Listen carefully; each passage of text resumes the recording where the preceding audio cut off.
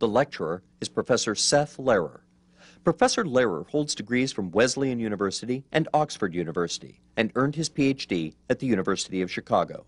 He has taught at Princeton and since 1990 at Stanford University, where he is a professor of English and comparative literature and currently serves as the department chair. Professor Lehrer has published 6 books, including Chaucer and His Readers, and is author of more than 40 scholarly articles and reviews. He has received many awards for his scholarship and teaching, including the Beatrice White Prize of the English Association of Great Britain and the Hoagland Prize for undergraduate teaching at Stanford University.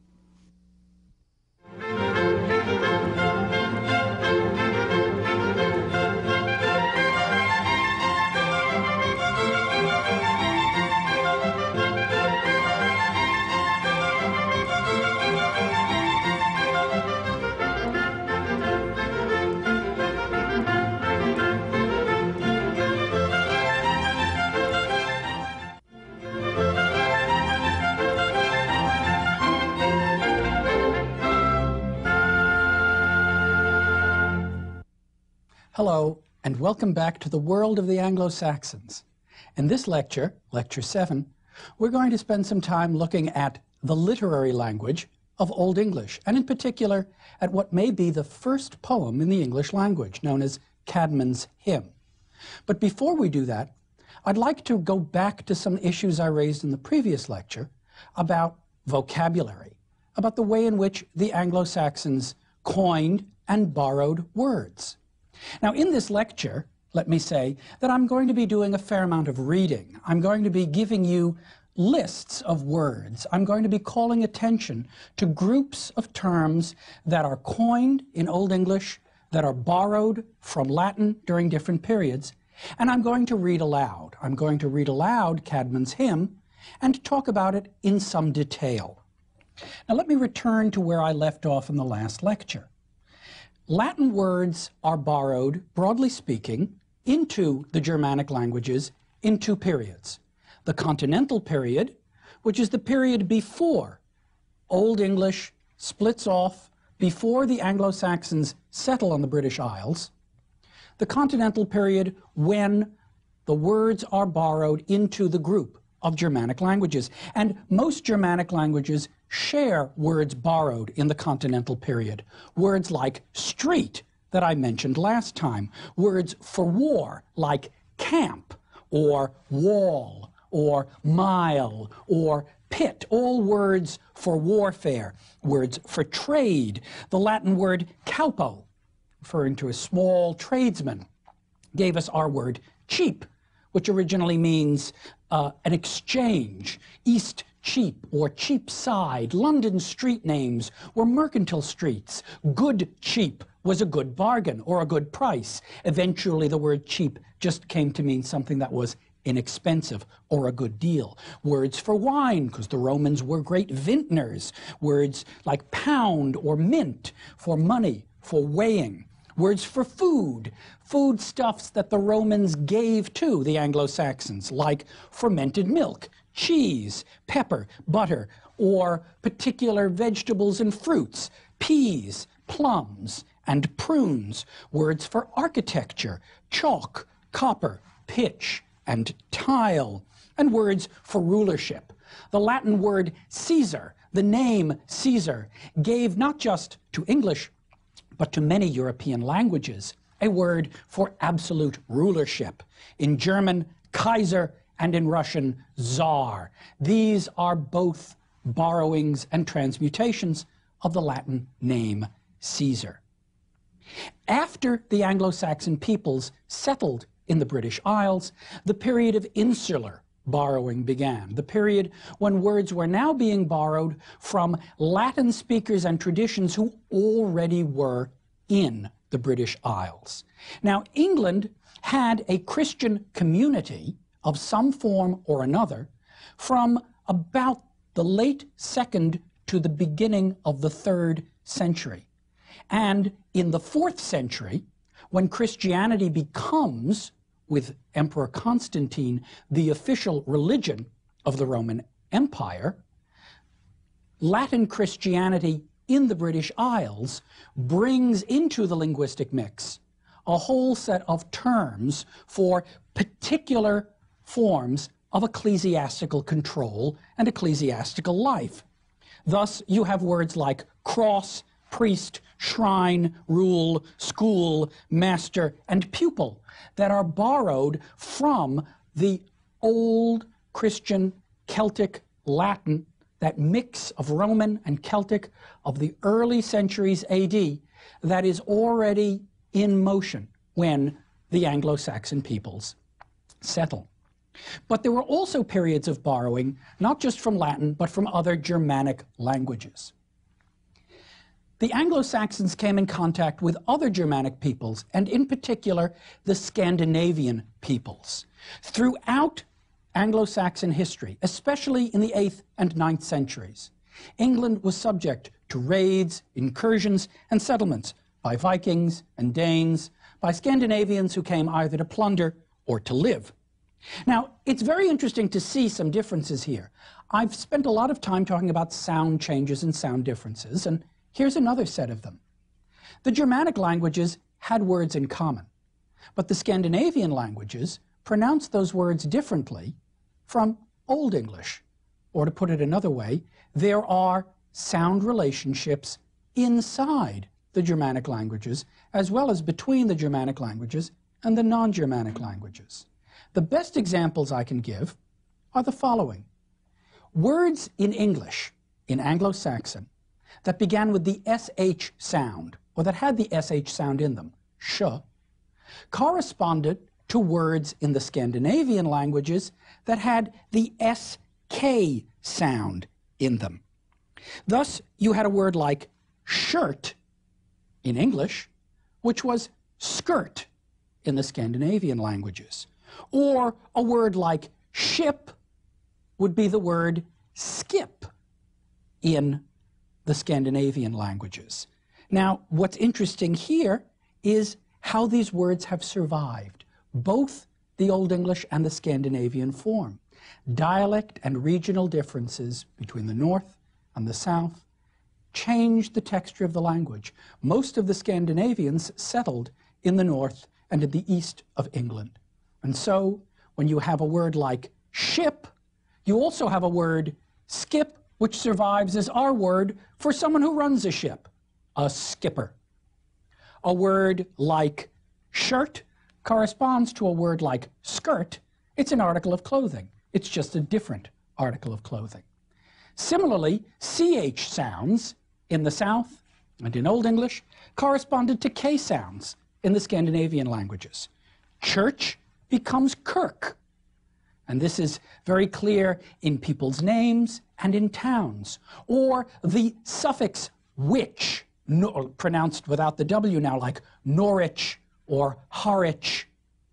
In the Scandinavian settled communities, this ending would have been vik or wick. The CH would have corresponded to a K sound. So you have Harwich, Norwich, Ipswich, but you have Berwick upon Tweed. Now you could go to a map of England and you could underline all the towns that end in wich and all the towns that end in vik or wick. And then you would find, as it were, a kind of line, like an isobar on a weather map. And that line would be your line of settlement or incursion, the difference between Scandinavian-speaking peoples and Anglo-Saxon-speaking peoples. And you can do this for many kinds of town names. Berg in Anglo-Saxon is B-Y. And so instead of a burg in the north, you have a town like Whitby. And you can chart this out to give you geographical boundaries that correspond to linguistic lines. Scandinavian Germanic languages had a whole set of distinctive sounds. Muggy, ill, ugly, egg, rugged. These are the sounds of Scandinavian, and they pass into the English language in the large. Words from learned Latin were also borrowed later in the 10th and 11th centuries. And so in addition to the early Latin words, in addition to the Scandinavian words, you now have, for the insular period, another level of Latin borrowing. Words of great learning, Polysyllabic words, words of arcana, words like Antichrist or Apostle or Canticle, demon, font, nocturne, Sabbath, synagogue, accent, history, and paper. But as I've said in other lectures, Old English and the Germanic languages did not simply borrow words. In fact, they often resisted borrowing words, and they loved to coin their own words as calques or as new forms that translated, in effect, other concepts.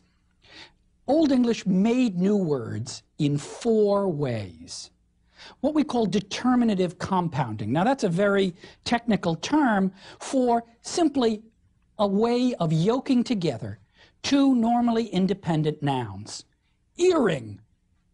Earring. That's an Old English word. Bookstaff is the Old English word, bookstaff, for letter. You could also compound by putting an adjective in a noun. Middanjerd, the middle yard, the place where we live, or the earth. Featherhome, a feather coat, a home of feathers, plumage of a bird. My favorite, bonlocken, bone locker. That's your body. Your body is your bone locker. These are part and parcel of the poetic vocabulary. In addition to determinative compounding, there's repetitive compounding, where you have words that are very nearly identical brought together for a particular effect. Holt voodoo. Now that's Old English for wood, wood. The 2 words just mean wood, wood, wood. Now a wood or a holt voodoo would be a place where there was a lot of wood, like a forest. So a holt voodoo is a forest. Gangelwevra, the going about, moving one. This in Old English is the word for spider, interestingly enough. Flutterbee, a flutterby. This becomes yara. On is the Old English preposition, which means in or during. Thisum yara, this year. The UN ending in thisum, and the E ending in yara indicate that these 2 words are in the dative masculine singular. In other words, yara is a masculine noun, grammatical gender. It's in the singular, there's 1 of them, and it's in the dative case because something's happening during it. The dative case is the case that's governed by this preposition on. So, in the year 1083, the scribe could write on thisum yara. Perfect grammatical Old English nearly 2 decades after the Norman Conquest. Now let's take an entry from the year 1117. And the scribe begins that entry on this on yara. Now, the scribe has written not thisum, but this on. The is on. O-N, not U-M. Why? Is the scribe illiterate? Is the scribe indicating a change in pronunciation? Is the scribe showing us that a case ending has changed? Perhaps what's going on, as some scholars have thought, is that, in fact, the case endings are becoming less and less audible.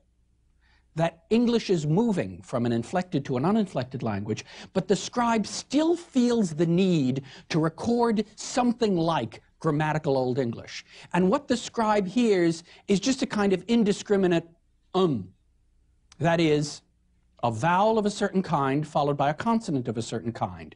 You'll remember in my 2nd lecture, I talked about articulatory phonetics as a method for understanding language structure and history.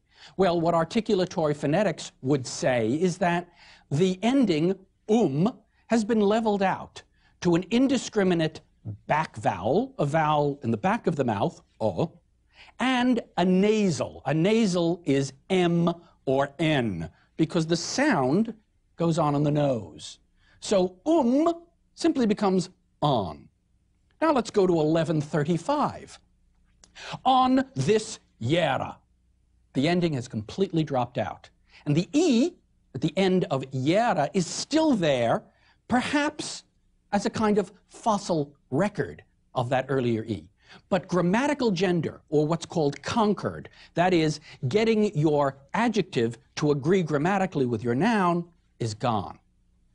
In 1154, the last dated entry of the Peterborough Chronicle, we simply have "on this year." The case endings have dropped away, and for all intents and purposes, we're no longer in the world of inflected Old English. Now, I think that this is a fascinating example of how, in a very precise way, we can trace grammatical change. What are some of the other changes that are going on? One of the things that you can see in a work like the Peterborough Chronicle and in some of the other texts of the 11th and 12th centuries are changes in word order patterns. Now, what does this mean? Well, in Old and Early Middle English, word order became the marker for meaning. In other words, our modern English pattern, subject, verb, object. I love the girl. I read the book. This becomes, during this period, the standard pattern. But other patterns emerge, as it were, to do the work of meaning. So, for example, if you wanted to ask a question at this time, you would invert your word order. Instead of a subject and a verb, you would have a verb and a subject. Not "you read the book," which is a statement, but "read you the book," which is a question. Now, we can hear this still because certain things like the King James Bible or Shakespeare preserve this as a conscious archaism. It sounds like elevated language to us because it is archaic. We would not speak necessarily in this way, but this is how word order emerges as a way of understanding, as a way of making meaning in certain kinds of patterns. But you could also invert word order for intensive purposes. Now you would invert not the subject and the verb, but the verb and the object. I beseech you, that's sort of neutral. You beseech, that's intensive. That's I'm really beseeching you. And this inversion of word order pattern really emerges during this period as a way of indicating stress or intention. But there were other word order patterns from Old English that really do survive, and in fact that survive well into the age of Shakespeare. One of these is what's called passive reflexive. Methinketh. This is methinks. Now, methinks does not mean I think. It means it seems to me. You liketh is not a kind of imagined, ungrammatical way of do you like something? But it pleases you. These patterns are from Old English, and they survive all the way until the Renaissance. So while some patterns are changing, some patterns are staying the same. Certain patterns of pronunciation are also changing. For example, Old English had a very complicated set of consonant sounds. Now, you will remember when I read Cadman's hymn that we could hear Old English in very special ways. The sound of Old English is quite distinctive. If you listen to certain clusters of consonants, you can hear almost a kind of onomatopoetics of the language. Old English had consonant clusters like HL at the beginning of a word. Now just try pronouncing a word beginning with HL. Try saying a word like chlachian, which is the Old English word for laugh. Or try saying something like HR, ring, which is the Old English word for ring. Or try saying something like HN. Try saying chnehan, which is the Old English word for neigh, the sound a horse makes. Now, during this period, in the 11th and the 12th and the early 13th centuries, these consonant clusters are similarly being reduced. And so instead of saying chlachian, you say laugh. Instead of saying ring, you say ring. And instead of saying chnei, you say nay. Similarly, Old English had a consonant cluster, FN. Now, the FN consonant cluster was the sound that was used to indicate, how can I put this? It was the sound that was used to indicate nasality in the large. Fnasnyan, fnortnyan. Those are the Old English words for sneeze and snort. A horse fnasts, or someone snorts. Now, these sounds became SN, sneeze and snort, during the period.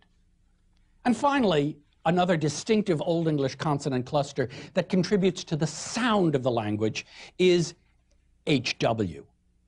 Beowulf, the great Old English epic, written down in about the year 1000, but possibly composed centuries before, begins with a call to attention.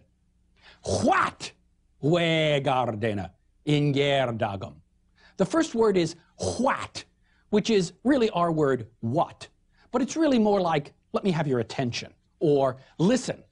I had a teacher who once described the word what as meaning something to the effect of, I suppose you're wondering why I've called you all here today. This sound becomes WH. What, wha, which become what, who, and which. Other sounds are changing. Let's look at a word like our word Lord. Our word Lord is just kind of a compressed version of an Old English word chlaford. Chla becomes la. Chlaf is the Old English word for loaf, a loaf of bread.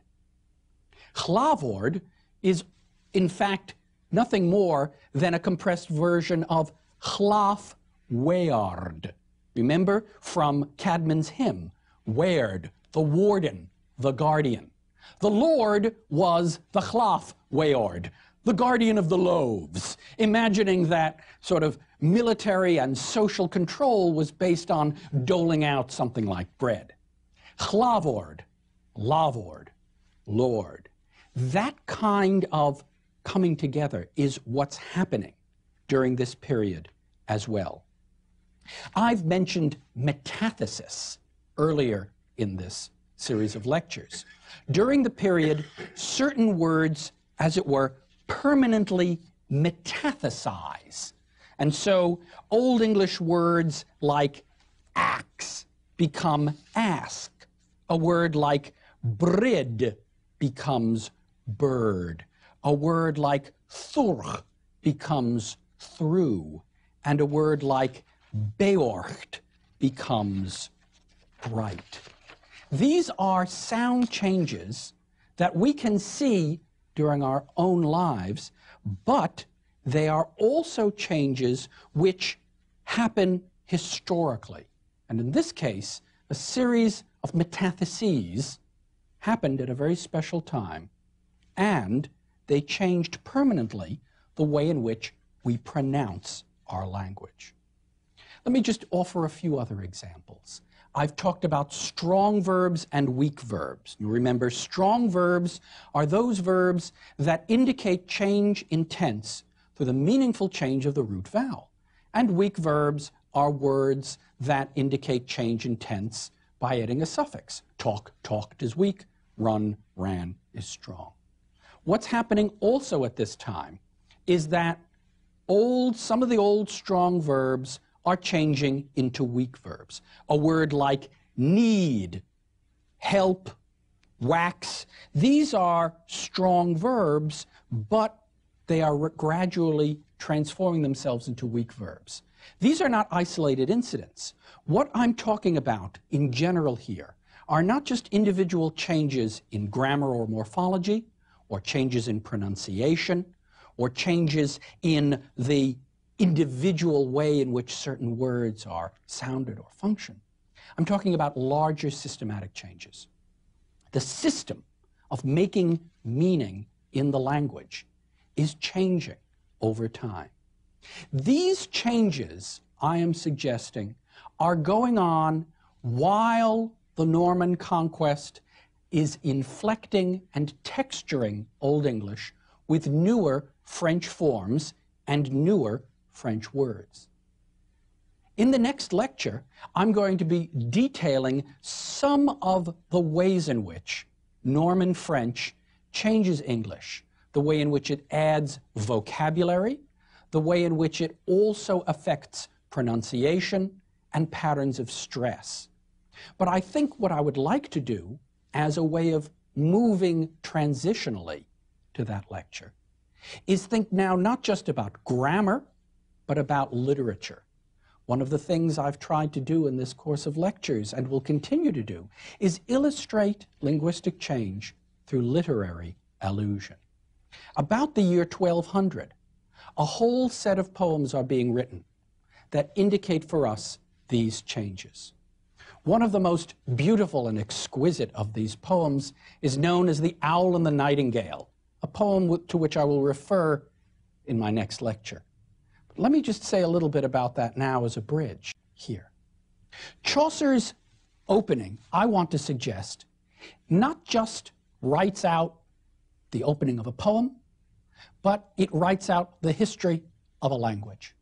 French and English and Latin coexist at this beginning in a new synthesis.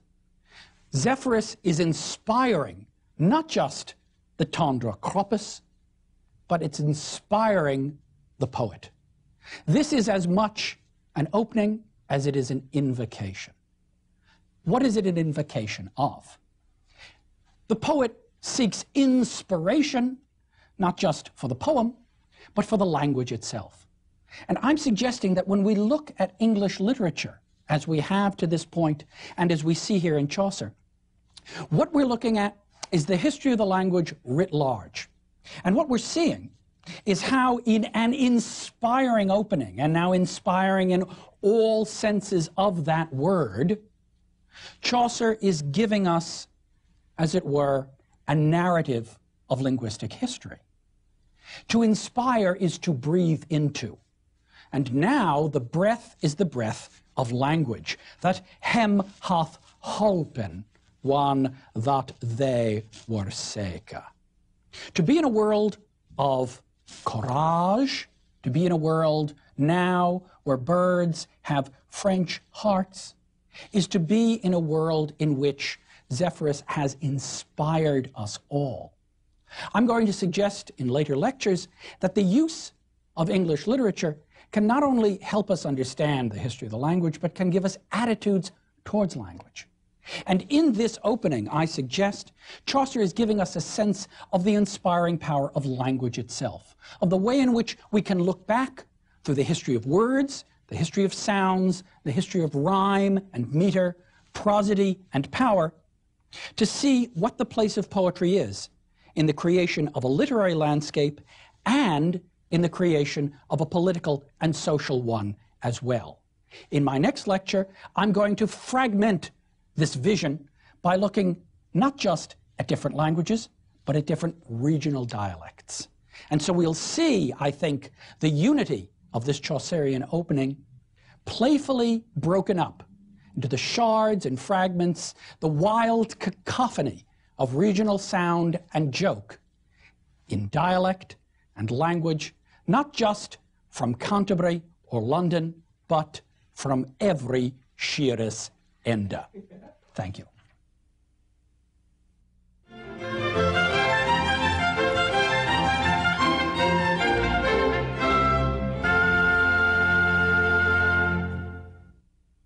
Hello, and welcome to the realm of Middle English dialects. In this lecture, Lecture 11, I'm going to be talking about the varieties of regional dialects in Middle English. In my last lecture, I illustrated the ways in which Chaucer took the resources of his language, Latin, French, English, and synthesized them in the opening of the Canterbury Tales to create, as it were, a new inspiration for English poetry. Here, I'm going to be looking at the way in which that poetic, literary, and social imagination fragmented itself, or, to put it another way, how dialects fit into the mix of Middle English. Now, it's been said that Middle English is par excellence the dialectical period of the English language. Now, what does that mean? What I think it means is not just that there were different regional varieties of the language during this period. There were different regional varieties of English during all the periods of its history. But rather, that it is at this time, in particular, that scribes wrote primarily according to the way they spoke. Or, to put it another way, that scribes recorded with a greater degree of accuracy or fidelity than at other periods of time the regional variations and nuances of their own speech patterns. So this is a period of time when we genuinely can use written texts as evidence for speech sound, but also as a way of understanding the relationship between writing and speech generally. We need to understand also that the texts that we'll be looking at are not philological transcriptions of actual conversations, but are works of literature. So that we need to see how literary writers represent dialect. How dialect is not something which is transcribed, but how it is something which is evoked, both in the sound and also in the spelling and the look of a language. Now, you'll remember from an earlier lecture that Old English, broadly speaking, had 4 major regional dialects, each of which corresponded to natural borders, rivers in particular, in the British Isles. Middle English, broadly speaking, has 5 regional dialects. They correspond roughly to the Old English ones, but with some important differences. And it's worth pausing a little bit to go into these dialect differences in some detail. Now, in the north of England, north of the Humber River, you had the northern dialect of Middle English. And this dialect was characterized by particular sounds and forms. It sounded more like Scandinavian languages because it corresponded geographically to the place where a predominance of Scandinavian settlement had happened. You had certain particular sounds, some of which I've talked about earlier. For example, the sk sound instead of the sh sound, or the k sound instead of the ch sound. Kirk, skirt, skipper, church, milk, milch. These oppositions, these variations, are in some sense now, by the Middle English period, dialectical variations. But it's also important to note at least one vowel sound. In Old English, words like bon and hom, with that long A, became, in Southern and Middle English, words like bone and home. The long A of Old English became that O of Middle and Modern English. Swa became so, hua became ho or who, bon, bone, hom, home, ra became ro. But this sound change did not happen in the north of England, in Northern Middle English. So the northern sound of Middle English is characterized by this retention of an ah sound. In other words, what we might say is that the sound structure or the phonology of Northern Middle English seems old-fashioned to the Southern Middle English or to the modern English ear, because a certain sound change that we see as characteristic of the move to Middle and Modern English didn't happen. Moving south, the great mid-area of England was bifurcated. It was bifurcated not by a natural, but by a man-made structure. And this was the great old Roman road that ran out of the city of London north and angled upward ultimately towards York. This old Roman road, which still in parts exists and is still the major artery of north-south movement in England. It eventually became the A1 and the M1 roadway in England. This was the central barrier, as it were, between the East and the West in the Midlands or middle area of England. You can still, in fact, see bits and pieces of this road in England. If you travel just north of London to the city of St. Albans, which was the old Roman town of Verulamium, you can still see pavement from the old Roman road. You can still see a Roman shopping area. You can still see the bits and pieces of an amphitheater or a small Colosseum. And Verulamium beautifully preserves many of these old Roman colonial architectural features. And there's the road. This road passed through many towns, and it came to be known as Watling Street in several of them.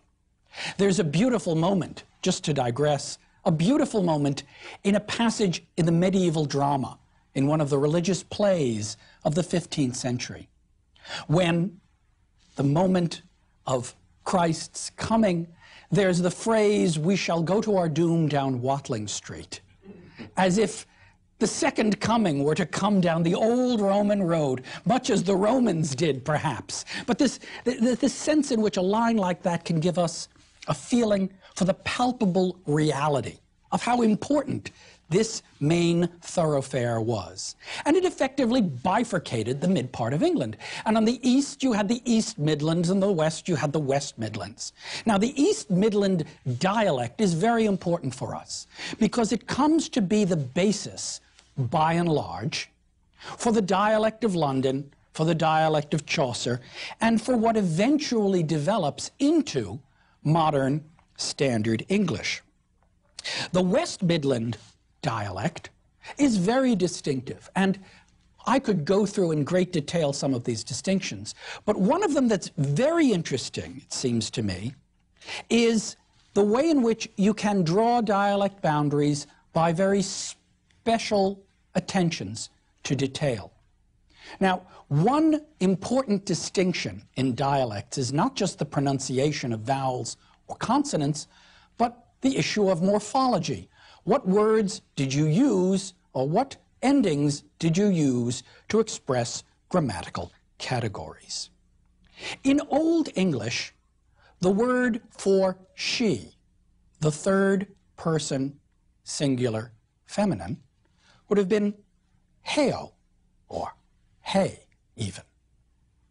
In the West Midland dialect, this older form tends to be preserved, ha or heo, whereas in the East Midland area, she seems to emerge as a way of distinguishing the feminine from the masculine and the neuter. It's very confusing to read texts in which he can mean both he or she, or in which all of the pronouns seem to begin with an H. And some scholars have argued that shifts in patterns of pronunciation and regional dialect variation made it possible to disambiguate the pronominal structure of English. He and she, west and east.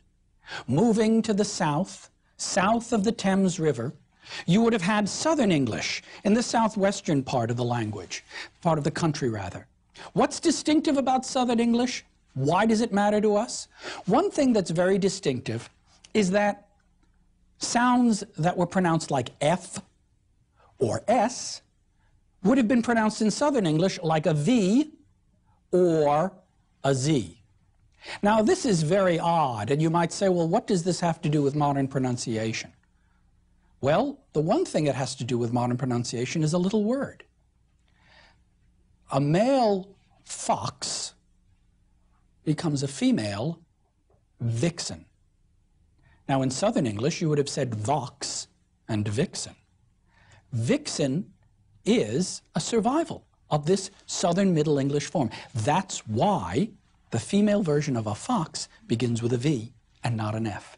It's like a shard of a dialect that comes into the standard.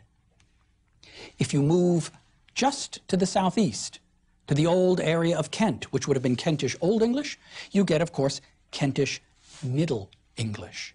And this language also was distinctive. Its sounds were so unusual that, as I will illustrate in a later lecture, William Caxton, England's first printer at the end of the 15th century, can tell a story about Londoners who set off on a journey and get blown back onto the shore of Kent and cannot be understood by the Kentish people that they speak with. Dialect variation is so extreme that you've created, or you see, almost mutually incomprehensible dialects. Now, the study of Middle English dialectology is a fascinating and rich one, but so too is the study of the literary representation of these dialects. And what I'd like to explore in the remainder of this lecture are the ways in which some literary writers of the Middle English period represented regional variation for purposes of humor or social commentary. We've seen how Chaucer, at the beginning of the Canterbury Tales, synthesizes the resources of his language into a kind of powerful statement of beginning or invocation. Yet the Canterbury Tales are themselves a rich collection, a veritable anthology of all the forms and genres of English literature as Chaucer found them.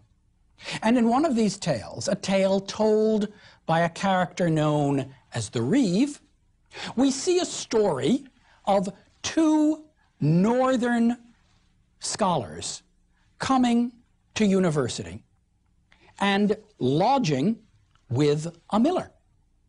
And these young, randy northerners participate in a kind of wild farce, a burlesque of sexual and social activity in the Reeve's Tale. The Reeve's Tale is one of the most exquisitely dirty of Chaucer's stories, and also one of the most exquisitely funny. But it's a humor that hinges not just on the sexual or the corporeal, but on the verbal and the dialectical.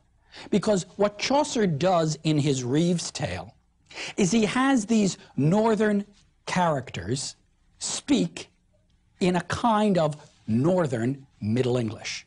Now, Chaucer is not a professional philologist, and he's not writing a transcription of their speech, but he's picking up on the key sounds in order to make an extended dialect joke. When one of the characters comes to this miller in the south in the university town and asks about the daughter and the wife, he says, "Hoe farest thee fair dochter and thy wife?" How fares your fair daughter and your wife? Well, a Londoner would not have said fares, but a Londoner would have said faren. It's a plural. How do they fare? En, for a Londoner, would have been the grammatical way of signaling the plural. Right away, you've got a northernism. Then, when the two start to, Alan and John, the two clerks, start to talk to each other, we get this marvelous exchange, which I will read in my approximation of what would have been a northern Middle English dialect. "Big God, richt be the hopper will is stand," quoth John, "and see who got the corn gas in. Yet soch it never be me fader kin who that the hopper wagga still and fra." Now, a Londoner would have been on the floor, in stitches, listening to this. "I see, by God, I will stand by the hopper," grinding corn and grain, and we're watching this sort of stuff come through, and I will see just how the corn goes in, gas in. Now, a Londoner would have said goeth. Okay, that's a regional variation. "Yet saw he never, yet I saw never by the kin of my father, how the hopper wags till and fra." A Londoner would have said to and fro. Would have said fro because fro from Old English fra. But in the North, remember, fra is fra. And till is a Scandinavianism. Till, rather, comes from the Scandinavian languages, not to and fro, till and fra. And you may remember from an earlier lecture, I talked about how the Scandinavian languages had certain special sounds that bequeathed to the words they gave to English a flavor or a texture. A word like ugly or muggy.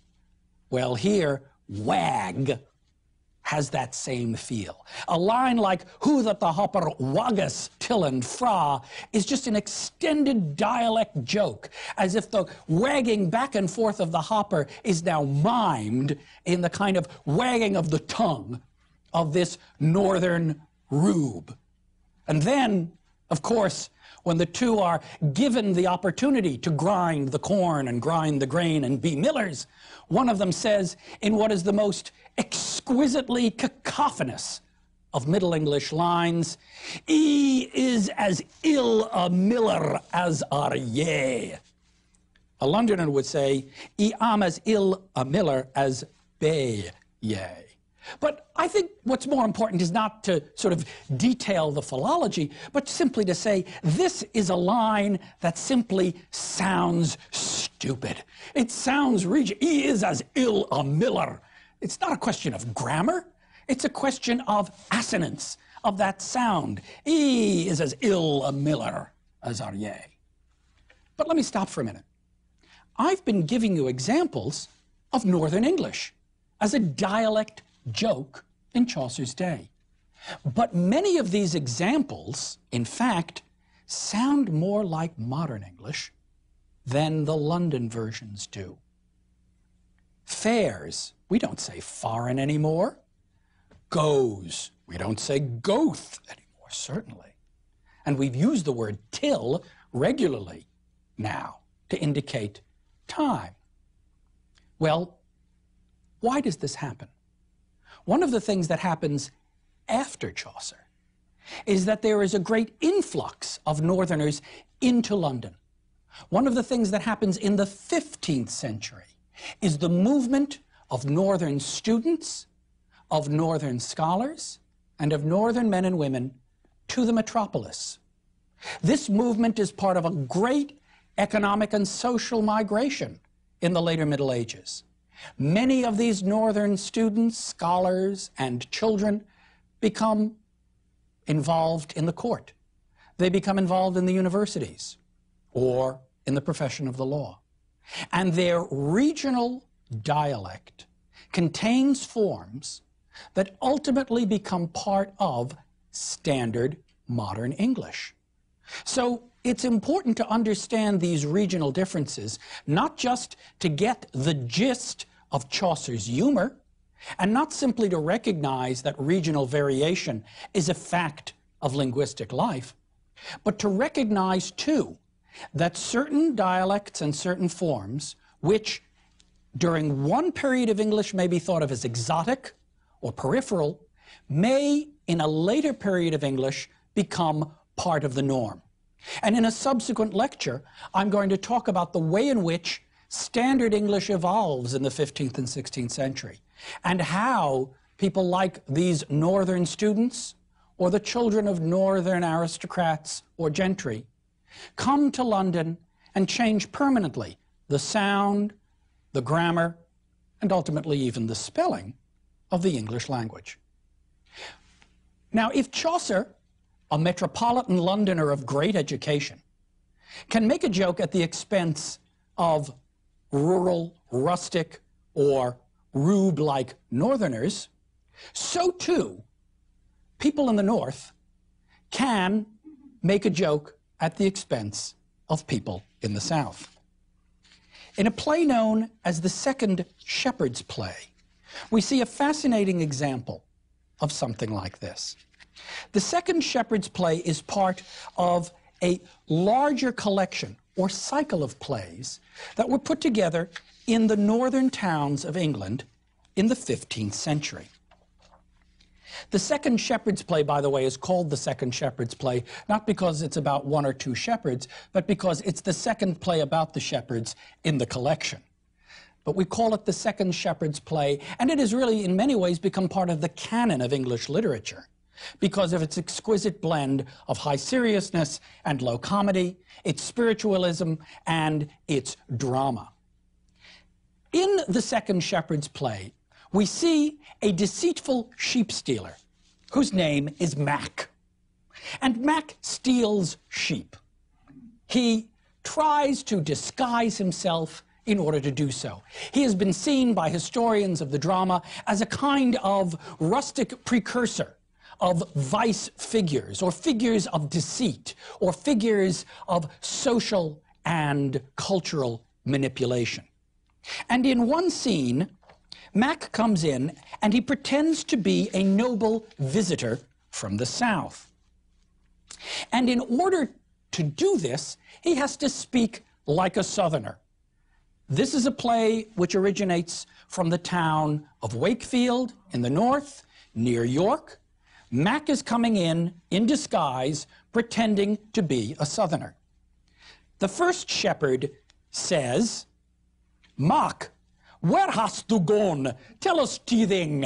Mac, where are you going? Tell us something." And the second shepherd in this exchange says, "Is it coming? Then ilken take heed to this thing." They're talking beautiful northern Middle English. And then Mac comes in, pretending. "What?" says Mac, not what, what? "Ich be a yeoman." Now, itch is actually a Kentishism. Itch would not have been a Londonism. Itch would have been even further south of London. But Mac is sort of giving us a kind of pan-Southernism. It's like everything he imagines Southern people sound like, people who live near the court, people in the south of England of education, he's going to sound like that. "Ich be a yeoman, it tell you of the king," Mac says. And he goes on, "The self and the Sama, sond from a great lording and sitch." That ch sound is a Southernism. Remember, the second shepherd had used the word ilkon with that k. Mac is giving us ch. "Fee on you, goeth hence." That's a Southernism, not ga or go, goeth hence. "Oot of me presence." Right now, not just a Southernism, but a French word. "Go out of my présence," my presence. And then he says, to rhyme with présence, "I must have reverence." That's about as Southern French and royal as you can get. "Where who be itch?" Now, Mac has sort of have to watch it here because he's got itch and e, you know, so he's sort of dropping it. He's not terribly consistent in his dialectology here, but he is evoking the sound of what a Northerner must have thought a Southern uppity aristocrat would have heard. "Whee," says the first shepherd. "Why make ye it so quaint, Mac? Why are you making it so quaint? Why are you speaking in such a weird way? Ye do wrong." Not wrong, Southern, wrong, Northern. Good Northern speech here. Second shepherd, "But, Mac, list ye sent, it trow that ye long." And the first shepherd says, "It trow the shrew can paint." I believe that this shrew can paint. He's being very deceptive here. "The devil micht him hang." May the devil hang him. And what does Mac say? "Ich shall mock complaint." I shall make a complaint. Nice, good French kind of royal word there. "And mock you all to thwang," at a word. Now, he kind of drops it a little bit because we get that little Northernism, thwang there. I'm going to make a complaint and I'll make you all suffer at my word, at a word. You know, "I am a servant of the king, and tell even who he doth." And then, in the sublime capstone to this joke, the first shepherd says, "But Mac, is that so? But Mac, is that really true? Tak out that southern tooth," he says, "and set it in a turd." Take out your southern tooth and put it in a turd. Now, this is dialect humor that rises, it seems to me, to the level of the sublime. Here, in the north of England, you can see characters not just make fun of the South, but make fun of a whole set of social and political relationships. What does it mean to live in the North and to be ruled by a king in the South? What does it mean to have a language and a dialect that is not the norm? What does it mean to see social and political pressure set by Southerners in some way? Now, in my next lecture, I'm going to talk about medieval attitudes towards language change and variation. And we're going to see several writers who comment exactly on this problem, about the way in which regional dialect variation is to be associated with class, with education, with cosmopolitanism, with political control. It's not simply a question that people speak differently. It's a question that their different speech signals differences of social class. But let me also say something about how these examples that I've given you tell us something about the literary uses of dialect. When we read texts like this, we have to remember a few things. First, we need to remember that these are not transcriptions, but they are evocations. That is, they tell us about what an audience expects or thinks people will sound like. It may give us evidence as to what people really sounded like, but it's primarily about attitude. And this is as true for the 15th century and for the 14th century as it is for the 19th and 20th century. Chaucer and the author of the Second Shepherd's Play are engaging as much in literary evocations of regional dialects as Mark Twain or Joel Chandler Harris will do in the 19th century. And they do this not by doing it precisely and accurately, but by doing it evocatively. Furthermore, these texts also tell us what the writer thinks are the distinctive features of his or her own dialect.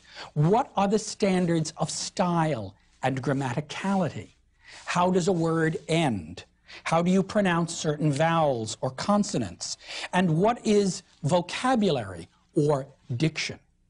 The key subjects of our inquiry are now in the literary representations of dialects figured forth as the object of humor, social commentary, social satire, and also social reflection.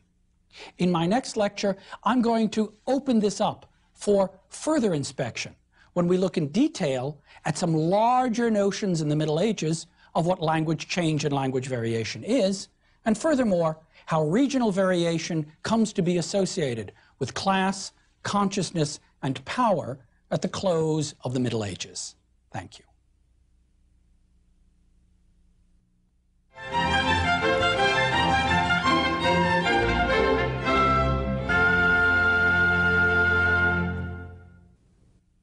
Hello, and welcome back to England in the Middle Ages. In this lecture, Lecture 12, we're going to look at some medieval attitudes towards language change and regional variation. I'm going to be developing some of the remarks I made in my previous lectures about regional dialects, but also about some attitudes towards what we called the diachronic in linguistic study. You'll remember the two axes of the study of language that were developed by scholars of the 19th century. The diachronic, which are the historical, and the synchronic, which is the study of language at a given moment. We've been looking at both, and in this lecture, I'd like to bring the two together to give you a sense, in closing this first part of the lecture series, a sense of how writers of the Middle Ages viewed their language changing and their language's own variety. When we look at medieval attitudes towards language change and variation, however, we need to go back to some of the earlier historical moments that we surveyed in the course. And I'd like to begin by going back to some Old English or some Anglo-Saxon moments. Now, you'll recall that in the Anglo-Saxon period, there was a moment when English, the vernacular, became the medium of instruction, when students could be instructed both in English and in Latin. During the time of King Alfred, at the close of the 9th century, Schools and scriptoria were developed where texts were read and written in Latin and English.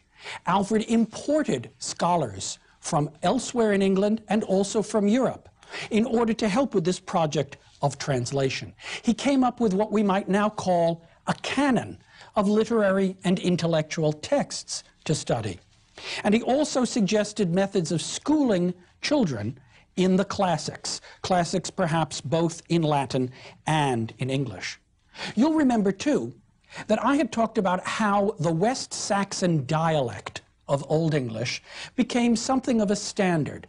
This is not because West Saxon was inherently better than any other dialect, but rather because it was the regional dialect of Alfred, of the court at Winchester, and the dialect into which Latin works were translated, but also the dialect into which earlier texts of Old English were rewritten. Cadman's Hymn, you will recall, is a text that originates in the north of England in the Northumbrian dialect of Old English. Yet, when we see it as part of the translation of Bede's ecclesiastical history into Old English, we read it in West Saxon. Later, in the Anglo-Saxon period, in the 10th century, Bishop Ethelwold established a school in which English and Latin were the languages of instruction.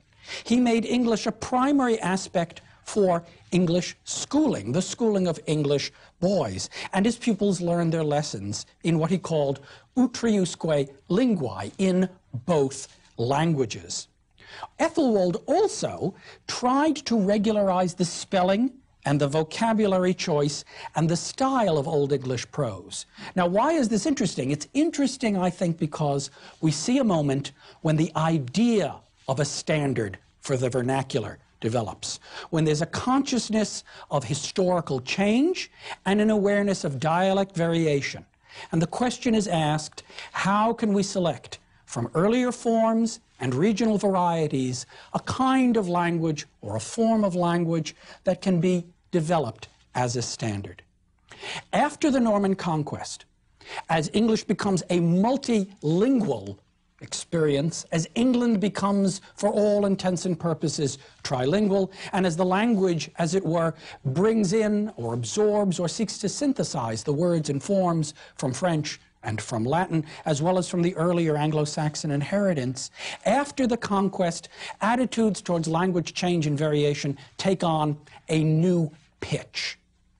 In the 13th century, English aristocrats were acutely conscious of their own linguistic ability.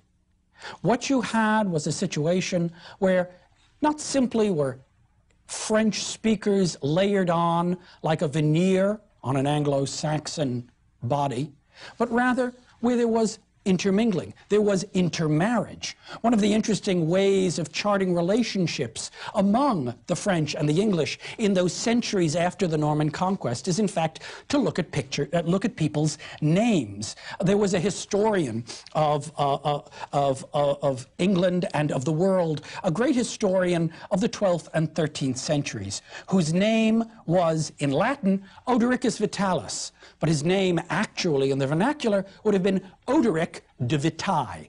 Now, Oderic is a beautiful Anglo-Saxon name, but that surname, de Vitae, Oderic, the son of the victualler, that is, somebody who provided food for an army, is a victualler, our word victuals.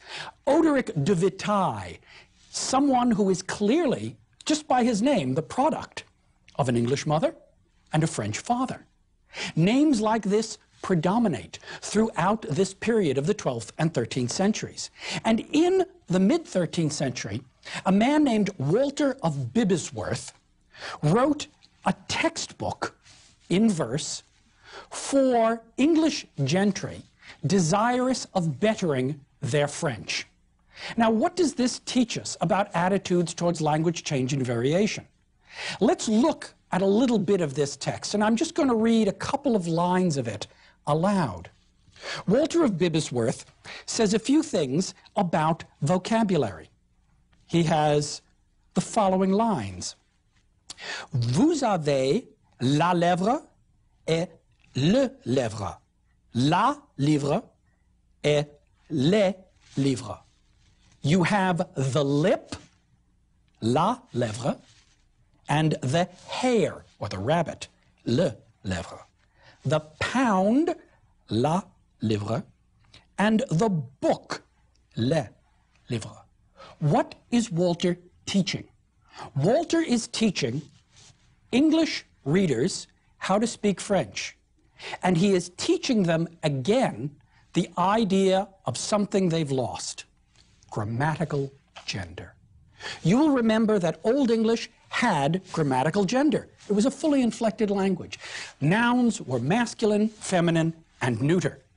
But as the Middle English period began, Old English gradually lost grammatical gender. Gender of nouns became natural. French still retained, and retains to this day, grammatical gender. In the 13th century, it is clear that English speakers had so lost the concept of grammatical gender that it must be taught to them anew. And so words that sound very, very similar are presented as differing only in their grammatical gender. And this, significantly, is something that Walter has to teach them once again. In his treatise, Walter goes out of his way to teach what he thinks of as the best French. Not the French of English schools, but the French of France, what he calls the King's French. Now, this idea of good French and bad French, of continental French and English French, is something which would emerge over the next couple of centuries in England. It wasn't simply a case of whether you spoke English or French. It was a case of which language you spoke and how that signaled your social or your educational or your class-based identity. Chaucer can make a marvelous joke of this later at the close of the 14th century in his description of the figure of the prioress in the Canterbury Tales. In the prologue, the general prologue of the Canterbury Tales, Chaucer will talk about how his prioress spoke French according to the school, as he says, of Stratford at Boa, for French of Paris was to her unknown. She spoke French according to the school of Stratford at the Bow, because Parisian French was unfamiliar to her. This is a wonderful joke. It's like saying, well, what kind of French? I learned my French at some of the greatest French schools in the world. Of course, when those schools happen to be in England, it creates a different social attitude. In the 13th century, about a century and a half or so before Chaucer's writing, Walter of Bibesworth's treatise explicitly reminds the reader about different kinds of French and about the difference between English and French, not simply as one of vocabulary, but one of a special set of grammatical categories. Now, what did the Middle Ages think of language? This is a large and difficult topic, but there are a few aphorisms that I'd like to recall. Medieval theologians would say things like, man is a grammatical animal. Aristotle is famous for saying something to the effect of, man is a political animal. Man is an animal that lives in a polis. Man is an animal that lives according to political or diplomatic rules. Man is a social being. What does it mean, though, to say man is a grammatical animal? Medieval theologians and scholars believed that humans had a gift for language, but that, in effect, we have fallen linguistically. In medieval theology, and this is very important to medieval conceptions of language history and language change, in medieval theology, there were really two falls. There was the fall in Eden. And what happened in the fall was not just that Adam and Eve got knowledge of good and evil, but that Adam and Eve had lost the language of Eden.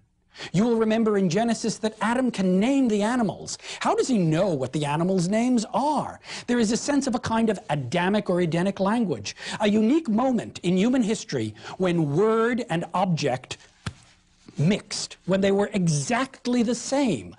Our words now seem arbitrary or conventional or bound to certain languages. But medieval theologians believed that before the fall, there was just simply one essential word for everything. And that was lost in the fall. That's something very important. We don't hear a lot about that when we think about the fall, but for medieval writers, this was central. The second fall was Babel. When human beings fell from a general human language to a diversity of languages. St. Augustine, the great thinker, church father, writing in the 4th and 5th centuries AD, put it this way: the diversity of language alienates man from man. Now, this is not simply a statement about mutual intranslatability, about the fact that human beings from one language cannot understand human beings of another language. Rather, it's about alienation. And Augustine's word in Latin is alienat, alienate, but also estrange. Living in the world for the medieval theological mind is living in a world of transitory things, a world that is sublunary, under the domination of the moon, a world of ambiguities, a world constantly shifting, what Augustine called a regio dissimilitudinis, a land of unlikeliness, or more literally, a region of dissimilitudes. Language in this world is therefore always going to be fluid, flexible, mutable, and transitory. Chaucer recognizes this. In his great poem of amorous history, Troilus and Cressade, set during the period of the Trojan War, Chaucer will reflect on how language has changed over time. I'm going to read you a little passage from this poem in which Chaucer talks about the change in language. Yek noa ek, that in form of speech is changed within 1,000 year, and wordes though that had in priest, no wonder niece and strange us thinketh him, and yet they spak him so, and sped as well in love as men no do.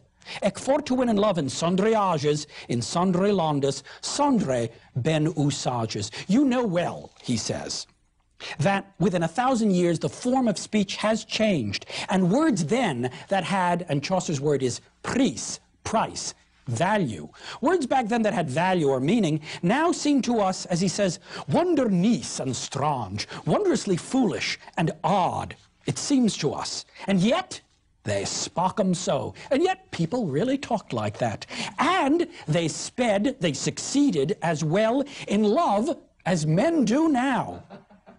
And so, to be successful in love, Chaucer says, in different times and in different lands, well, the ways of speaking and acting are different. Now, in this passage, Chaucer might be thought of as something of a linguistic relativist, let's say. He recognizes that men and women can communicate successfully in any language that they choose. He recognizes that the older languages are just as good as the contemporary languages. And he also recognizes that contemporary languages, the language, as he says, in sundry landes, are also just as good as his own. Chaucer gives us a view of what we might call the diachronic and the synchronic, the differences of language over time and over space. But Chaucer is also acutely aware of regional variation. Now, we saw in my lecture on Chaucer's English and in the subsequent lecture on dialects how Chaucer uses the dialectical resources of his language to make a compelling, powerful, and at times humorous poetry. We saw in the Reeves Tale how he can play on dialect humor for particular dramatic or comic effects. Chaucer, however, was acutely conscious not just of what dialects did for humor, but what dialects did to writings. I had mentioned in an earlier lecture that in the Middle English period, scribes tended to write in their own regional dialects, and a text from one dialect could very easily be written into another. Chaucer is aware of this. In fact, he's more than just aware of it. He may even be afraid of it. At the close of Troilus and Cressade, the same poem from which I read that earlier quote, Chaucer says the following: "And for there is so great diversity in English and in writing of our tongue, so pray ye God that none miswrite they, ne they mismetre for default of tongue." He's addressing his book. The "thee" is the book. You, my book, Troilus and Cressade, because, he says, there is such great diversity in English and in the writing of our language. So I pray God that nobody miswrite you or mismeter you because of a default of tongue, of that language. What Chaucer recognizes is that if his poem, written in the London dialect, strongly based on the East Midland dialect, if his poem is written by a scribe from another region, that the scribe will rewrite it into his own dialect. If he does it, it won't rhyme and it won't scan. That's what he means by mismetering. That's what he's afraid of. He's not simply afraid that his language will sound funny. He's afraid that the poem won't work as poetry anymore. It's this consciousness of regional variety and the recognition that in some sense we all live in a mutable, transitory, and sublunary world that informs the writings of a contemporary of Chaucer. In the 1380s, a man named John of Trevisa prepared an English translation of a great historical work written in Latin called the Polychronicon. And in the course of his translation, John of Trevisa reflects on regional variation and on linguistic history. And he provides us with, it seems to me, something of an intellectual gloss on the kinds of jokes and patterns that we saw in the Reeve's Tale and in the Second Shepherd's Play. And I want to wrap up this lecture, and indeed to wrap up this first of the three parts of this course of lectures on the history of the English language, with some quotations from John of Trevisa, because I think they illustrate in a very palpable way the richness, the diversity, and the fragmentation of the English language towards the close of the Middle Ages. Englishmen, he said, had from their beginning three kinds of speech: the southern, the northern, and the middle speech, in the middle of the land, because they came of the three different kinds of people from the German areas, from what he calls Germania. And nonetheless, he says, by commixtion, that means mixing together, and melling, joining, melding, first he says with the Danes, remember the Scandinavians, and after he says with the Normans, and then he says, in many the contrary language is appared. For many people, the language of the country is appared. Now that's a Middle English word which means diluted or corrupted in some way. So here, the central presupposition is you've got a language that's pure, that's good. And then contact with other speakers somehow corrupts or dilutes or changes that language. This is something which John of Trevisa is saying at the end of the 14th century that many people, indeed many people in the 20th century, would argue is a feature of languages in contact. And then he offers an example which I must read in his original Middle English because it's so onomatopoetically evocative. Some of the speakers, he says, some useth, some use, stranger laughing, chittering, harrying, and garrying, gris-beating. I don't think I even need to translate. Indeed, I don't think I could translate those words because that's what he's saying. That's what it sounds like. The Greeks called the barbarians barbarians because their language sounded like bar, bar, bar, bar, bar, just to them because they weren't speaking Greek. This is John of Trevisa's way of evoking what he thinks of as the barbaric quality of different dialects. And he goes on. He says, this diluting of the birth tongue, and that is his phrase, the birth tongue, is because of two things. Now, one is, he says, because children in school, against or contrary to the manner and the usage of children in other nations, are compelled to leave their own language and to construe their lessons and their things, their objects, in French. 1385 or so, John of Trevize is writing, and he is lamenting the fact that children with a birth tongue of English have to go to school and learn French. And they have done so, he says, so that the Normans come first into England, since the Normans came first into England. It doesn't matter whether his history is right, it's his ideology that's bothersome. Also, he says, now this is the second reason, gentlemen children, now we've got a class problem, not just an education problem. Gentlemen children are taught to speak French, he says, from the time that a bath rocked in her cradle, from the time that they're rocked in the cradle, and cannot speak and play with a child his brooch. And what this means is they're taught to speak French from the time they're rocked in a cradle and from the time a child is taught to play with a toy.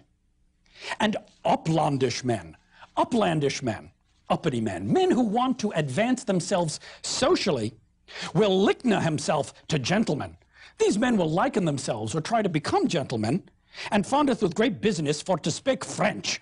And with great busyness, they will try to speak French. This is about a century and a third after Walter of Bibblesworth, and you see now the same problems. Language, dialect, social class, education, power.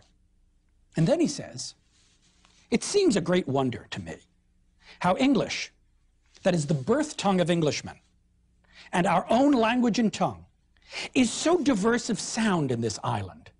Here are all of these regional variations, he says.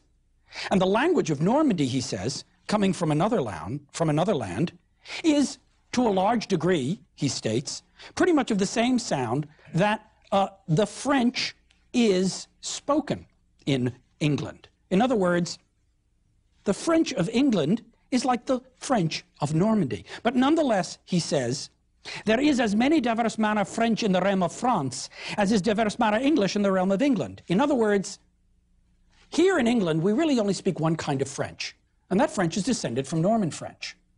But in France, there are as many kinds of French as there are kinds of English in England. And then he goes on. All the language of the Northumbrus, all the language of the people living north of the Humber River, and especially at York, and especially in the city of York. And again, I have to read some of his marvelously untranslatable onomatopoetics, is so sharp, slitting, and frotting, and unsharp. It's so sharp, so slitting, so fretting, so scraping together, and unsharp, so ill-shaped. I mean, unsharp, think about it, it's as if it's ill-formed. The language is now not just made up of words, the language is like a thing that grates against him. It's like a blob, it's like some hideous, miscaginated creature. It's so slitting and frotting and unsharp that we southern men, he's addressing his audience. He's binding rhetorically to the audience. We southern men may that language unnethe understand, that we may scarcely understand that language. I believe, he says, I believe it is because that a booth, it is because those live nearby. They abut, as it were. And where do they live? These northern beef. The calf, Old English, became veau, veal. The lamb became mouton, mutton. And the deer, which is really just the Old English word for any kind of wild animal, but can apply to deer in particular, became venison. Now, in French, you do not really have this distinction. That is, there is no distinction verbally between the animal and the meat that comes from the animal. But in English, we make that distinction. We do not say, we're having cow for dinner. We do, right? We don't say, we're having calf for dinner. In fact, were we to do so would be to make dinner horribly unappetizing. But what we do say is we're having pork or beef or veal. In other words, the prestige language of Norman French still textures our notions of what constitutes the appetizing. Now, I've been talking as if Norman French infiltrated English, and that over a period of time, English seems to have absorbed or been absorbed by the French. But the important thing to stress in closing this lecture, and a way of bridging into my subsequent lectures on Chaucer's English and on later medieval attitudes towards the English language, is to recognize that for a long period of time, let's say from about the end of the 12th century to the beginning of the 15th century, England is a trilingual culture: English, French, and Latin. Now, this is not to say that every English person spoke three languages, but what it is to say is that these three languages, in varying combinations, are the languages of culture, experience, and life. England is a trilingual culture, and in closing this lecture, I want to give a little example of how that works. I've talked about English poetry. I've talked about the way in which English poetry can very often crystallize linguistic and social conflict. At the beginning of the 13th century, a scribe somewhere in central England wrote down a collection of English lyrics. These lyrics came to be part of a medieval manuscript. The medieval manuscript during the Renaissance was owned by Lord Robert Harley. When this manuscript was bequeathed to the British Museum as part of Harley's collection, it became known as the Harley Lyrics. If you were to read this lyric or any other in a book, you'd want to look for the Harley Lyrics. And one of these Harley Lyrics is in fact not in English, but it's in English, French, and Latin. This is a little poem about love, and it ends with this quatrain: Scripsi hec carmina in tabulis. Mon hôtel est mauvais, la vie de Paris. Mais I sugen amor so well me is, yet there for love of her dwell it is. What did I just read? I read 4 lines. The first one is in Latin. I've written this poem on tablets. I've written it in my little notebook. And then my dwelling place is in the middle of the city of Paris. That second line was in French. And then lines 3 and 4 were in English.